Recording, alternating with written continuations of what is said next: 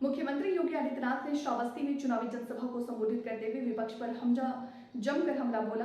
BJP in दिनों देश में सियासी माहौल गर्म है। लोकसभा चुनाव को लेकर राजनीतिक दलों के दिग्गज नेता ताबड़तोड़ रैलियां और जनसभाएं कर रहे हैं।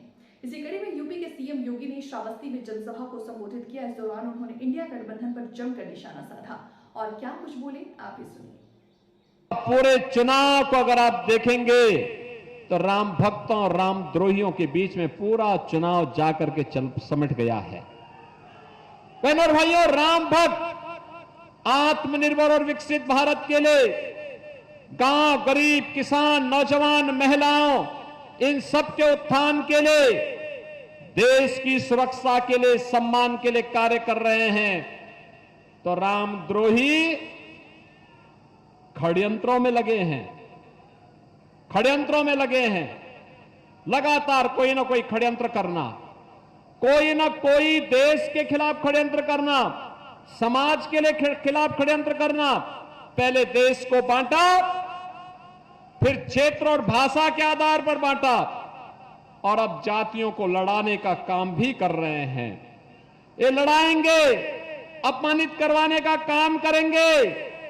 लेकिन बहनों और भाइयों, हमें तो विकसित भारत के लिए एकजुट होकर के कमल खिलाने का काम करना है। और इसी उद्देश्य से आज मैं आपके बीच में यहां पर आया हूं। 5 चरणों का चुनाव हो गया है और 5 चरणों के चुनाव में पूरे देश के अंदर अलग अलग राज्यों में मुझे जाने का अवसर प्राप्त हुआ। उत्तर प्रदेश में भी 53 सीटों पर 80 में से 53 सीटों पर चुनाव हो गए हैं और 4 जून को क्या परिणाम आने जा रहा है, हर व्यक्ति पहले से निश्चिंत है। दुनिया भी, देश भी, कश्मीर से कन्याकुमारी तक, कामरूप से लेकर के कच्छ तक पूरे देश के अंदर जाने का अवसर प्राप्त हुआ। हर ओर एक ही नारा गूंज रहा है, एक ही संकल्प है, एक ही स्वर सुनाई देता है, और वह है कि फिर एक बार, फिर एक बार, फिर एक बार, अब की बार, अब की बार।